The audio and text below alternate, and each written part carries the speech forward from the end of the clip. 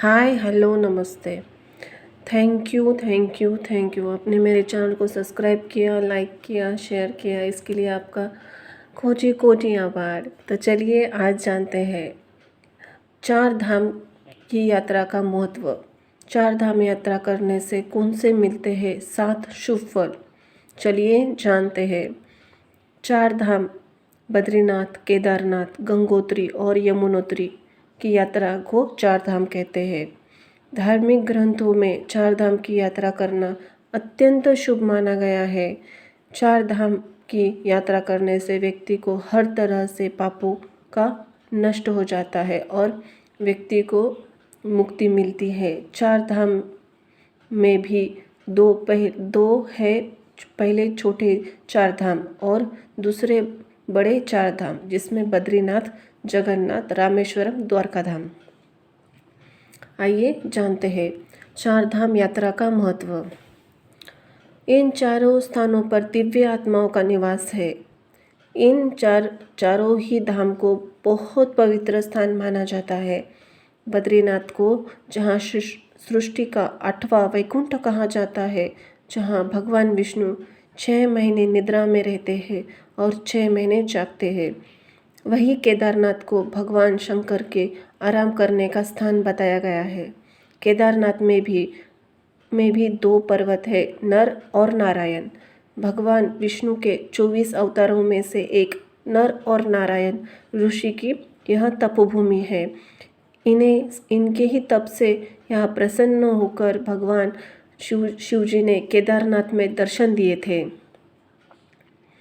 चार धाम यात्रा करने से मिलने वाला शुभ फल, हो जाते हैं पाप नष्ट।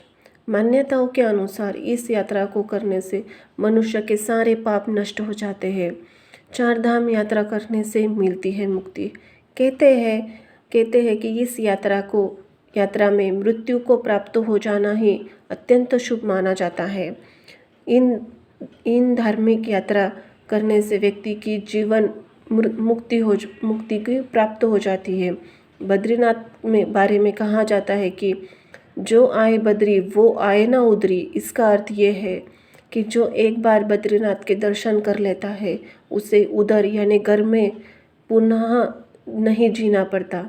शिव पुराण के मुताबिक जो व्यक्ति केदारनाथ के ज्योतिर्लिंग का पूजन कर लेता है, जो मनुष्य वहाँ का पानी पी लेता है, उसका दोबारा जन्म नहीं लेना पड़ता। आयु में वृद्धि। जब भी तीर्थ यात्रा के लिए कोई जाता है तो उसे पैदल चलना पड़ता है। पैदल चलने से व्यक्ति का शरीर सुगठित और पुष्ट होता है। तीर्थ यात्रा करने से व्यक्ति हर तरह की जल वायु का सामना करना पड़ता है, जिसके चलते वह काफ़ी सेहतमंद बना रहता है, नए नए अनुभवों को प्राप्त कर लेता है। जवानी में तीर्थ पे जाने से मिलता है अत्यंत लाभ। हिंदू धर्म में चार धामों की यात्रा करने का महत्व संबंधित विस्तार में उल्लेख मिलता है। इसके माध्यम से व्यक्ति देश के संपूर्ण लोगों की भाषा, इतिहास, धर्म और परंपरा आदि से परिचित होता है।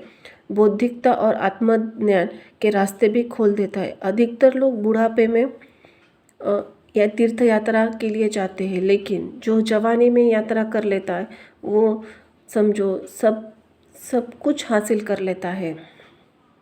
देश और धर्म के बारे में मिलती है जानकारी।